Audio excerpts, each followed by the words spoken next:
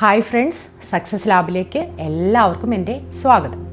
ഇന്ന് എനിക്ക് നിങ്ങളോട് പറയാനായിട്ടുള്ളൊരു വിഷയം കുറ്റബോധം. എന്നെ വിളിക്കുന്ന ഒരു വിഭാഗം ക്ലയൻസ് പറയാറുള്ളതിൽ വെച്ച് ഏറ്റവും വലിയൊരു വിഷമകരമായിട്ടുള്ള അവരുടെ ഒരു സ്റ്റേറ്റ് എന്ന് പറയുന്നത് കുറ്റബോധം പേറിക്കൊണ്ട് നടക്കുന്ന കുറേ ആളുകളെ ഞാൻ കണ്ടിട്ടുണ്ട്. എല്ലാവർക്കും എന്താ പറയുക, അവരെവിടേക്കോ സ്റ്റക്കാണ്. അവർ ചെയ്തു വെച്ചിട്ടുള്ള ചെറുതായിട്ടുള്ളതും വലുതായിട്ടുള്ളതുമായിട്ടുള്ള എല്ലാവരുടെയും ആ വിഷമങ്ങളിൽ അവർ സ്റ്റക്കാണ്. പലർക്കും അതിൽ നിന്ന് രക്ഷപ്പെടണ്ട, ചിലർക്ക് രക്ഷപ്പെടണം. പക്ഷെ അവർ എന്നാലും അത് മറന്നു കളയാനായിട്ടുള്ള, ലെറ്റ് ഗോ ചെയ്യാനായിട്ടുള്ള ഒരു മാനസികമായിട്ടുള്ള ആ ഒരു മനക്കെട്ടി ആർക്കുമില്ല.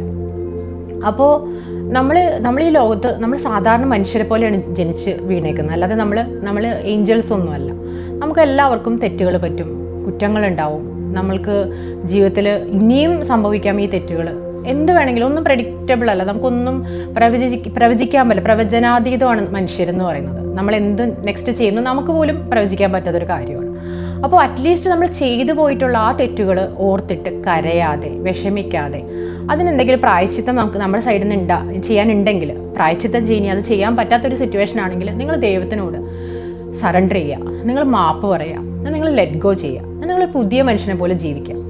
അത് ഓർത്ത് ഇനിയിപ്പോൾ നിങ്ങൾ ചിലപ്പോൾ ആളുകൾ കുറ്റപ്പെടുത്തുന്നുണ്ടാവും, നിങ്ങൾ അങ്ങനെയുള്ള ആളല്ലേ, നിങ്ങൾ ഇങ്ങനെയൊക്കെ ചെയ്തിട്ടില്ലേ, നിങ്ങളോട് ദൈവം ക്ഷമിക്കുമോ, അല്ലെങ്കിൽ നിങ്ങൾ ഇനി ഇങ്ങനെ ചെയ്തു കഴിഞ്ഞാൽ നിങ്ങൾക്ക് ഇങ്ങനെ വരും. അങ്ങനെ ഒരുപാട് കാര്യങ്ങൾ നിങ്ങൾക്ക് കേൾക്കാൻ പറ്റും. ആദ്യം നിങ്ങളുടെ ചെവിയൊക്കെ കുട്ടിയടയ്ക്കാം. ഇതൊന്നും കേൾക്കാനായിട്ട് നിങ്ങളുടെ ചെവി ആർക്കും തുറന്നു കൊടുക്കണ്ട.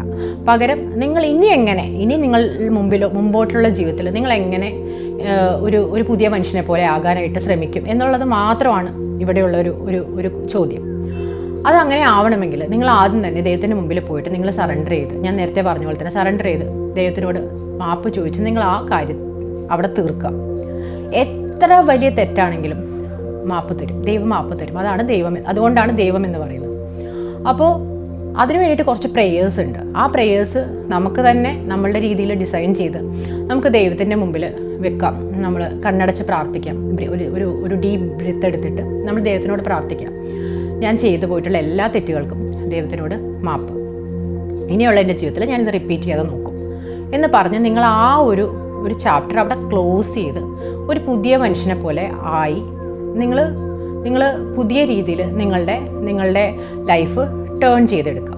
അല്ലെങ്കിൽ എന്ത് പറ്റുമെന്ന് വെച്ച് കഴിഞ്ഞാൽ ഈ സെയിം കുറ്റബോധം നിങ്ങളറിയാതെ നിങ്ങളുടെ ഉപബോധ മനസ്സ് മാനിഫെസ്റ്റ് ചെയ്ത് നിങ്ങൾ വീണ്ടും തെറ്റുകുറ്റങ്ങൾ ചെയ്യാനായിട്ട് നിങ്ങളുടെ ആ എനർജി വർക്ക് ചെയ്തുകൊണ്ടേയിരിക്കും. അപ്പോൾ അതുകൊണ്ട് നമുക്കിനി ആ എനർജി ആവശ്യമില്ല, നിങ്ങളത് മറന്നു കളയുക.